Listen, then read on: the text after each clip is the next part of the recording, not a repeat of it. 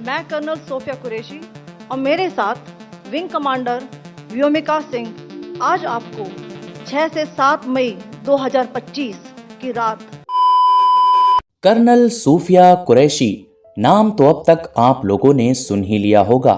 सुने भी क्यों ना, क्योंकि ये नाम और ये चेहरा पिछले कुछ वक्त से इंडिया के मीडिया और सोशल मीडिया दोनों ही जगह पर सबसे ज़्यादा छाया हुआ है। और इसकी मेन वजह है 7 मई 2025 की रात में इंडिया की तरफ से पाकिस्तान के अंदर किया गया वो मिलिट्री ऑपरेशन कि जिसको ऑपरेशन सिंदूर का नाम दिया गया है। वैसे तो बीच रात में ही जैसे ही इंडिया ने पाकिस्तान में लगभग अलग अलग 9 ठिकानों पर मिसाइल स्ट्राइक की तो फौरन ही दुनिया भर में गदर मच गया। फिर भी देश विदेश के तमाम लोगों को इंडिया की तरफ से की जाने वाली उस एक प्रेस कॉन्फ्रेंस का इंतज़ार था कि जिसके ज़रिए से वो इस ऑपरेशन से जुड़ी हुई तमाम इन्फॉर्मेशन, तमाम बारीक चीज़ें, तमाम जानकारियाँ जान और समझ सकें। रात गुजरी, सुबह हुई तो 10-11 बजे के वक्त जाकर फाइनली इस प्रेस कॉन्फ्रेंस का इंतज़ार ख़त्म हो गया। लेकिन जैसे ही ये प्रेस कॉन्फ्रेंस शुरू हुई तो लोग काफ़ी हैरान हुए, क्योंकि लोगों को कुछ ऐसा दिखा कि जिसकी किसी ने उम्मीद नहीं की थी। मतलब कि ये एक अपने आप में हिस्टोरिकल मंजर था, क्योंकि इतने बड़े ऑपरेशन के लिए उसको एक्सप्लेन करने के लिए वहाँ पर जो 3 लोग आए थे उनमें से बीच में तो फॉरेन सेक्रेटरी विक्रम मिस्री थे, जबकि उनकी दोनों तरफ कोई मेल नहीं बल्कि फीमेल ऑफिसर थी।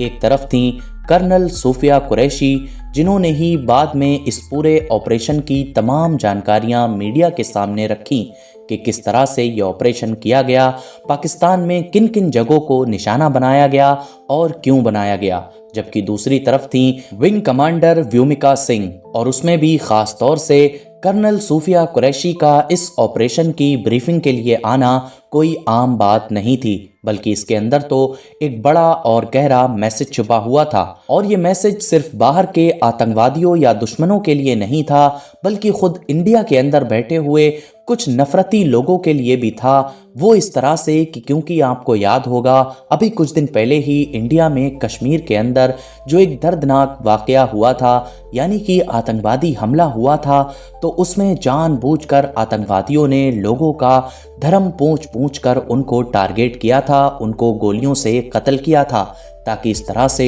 इंडिया के अंदर हिंदू मुस्लिम का माहौल बन जाए और वो लोग इस तरीके से इंडिया को तोड़ने और उसको कमज़ोर करने में कामयाब हो जाएं। वैसे तो वो आतंकवादी ओवरऑल अपने इस मंसूबे में कामयाब ना हो सके, क्योंकि इंडिया पूरी तरीके से यूनाइट नज़र आया। लेकिन फिर भी सोशल मीडिया पर और ख़ास तौर से एक्स पर कुछ लोग ऐसे थे कि जो अपने इन दुश्मनों के ही मंसूबों को आगे बढ़ा रहे थे, खुलकर धार्मिक नफरत फैला रहे थे और ख़ास तौर से एक कम्युनिटी को ही टारगेट कर रहे थे।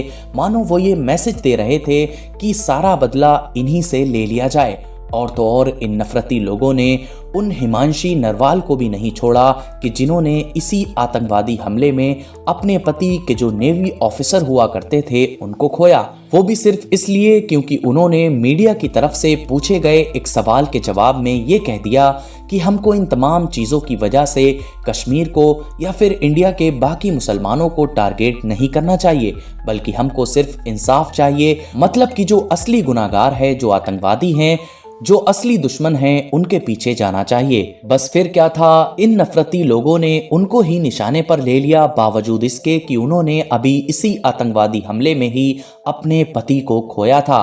और फिर इनके बारे में सोशल मीडिया के ऊपर ऐसी ऐसी चीज़ें लिखी गईं, ऐसी ऐसी टिप्पणियां की गईं कि जिनको देखकर या सुनकर आप अपनी आंखों और कानों पर हाथ रखने के लिए मजबूर हो जाएंगे।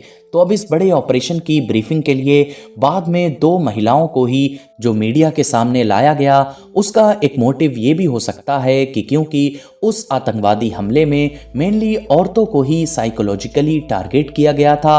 मतलब बहुत सारी जवान औरतों के सामने उनके जवान शौहरों को ही कत्ल कर दिया गया था। जबकि जो दूसरा मेन मोटिव था और जो दूसरा मेन मकसद था वो ये दिखाना था कि बात जब देश की आती है तो इंडिया पूरी तरीके से यूनाइट है। भले ही एक तरफ बैठी हुई आर्मी ऑफिसर का नाम सूफिया कुरैशी हो और दूसरी तरफ बैठी हुई जो विंग कमांडर हैं उनका नाम व्योमिका सिंह हो।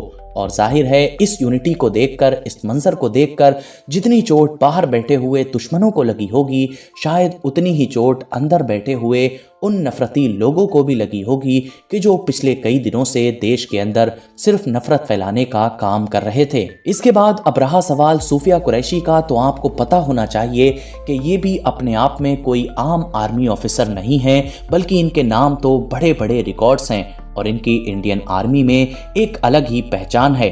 इनकी पैदाइश सन 1981 में भारत की गुजरात स्टेट में हुई थी और ख़ास बात यह है कि जिस फैमिली से, जिस ख़ानदान से ये आती हैं, उस ख़ानदान का इंडियन आर्मी के साथ पुश्तैनी रिश्ता है। मतलब इनके दादा भी भारतीय सेना में हुआ करते थे, इनके खुद के हस्बैंड ताजुद्दीन भी इंडियन आर्मी में हैं, जबकि ये खुद भी 1999 से मतलब 1999 से उस वक्त से इंडियन आर्मी में हैं कि जब इनकी उम्र मुश्किल से 17 साल थी। भाई प्राउड है ना कि वो गई हमारी पैतृकता में है ये। मेरे फादर भी आर्मी में थे, ग्रैंडफादर आर्मी में थे, मैं आर्मी में था, अब वो आर्मी में गई है, वो पैतृकता में है।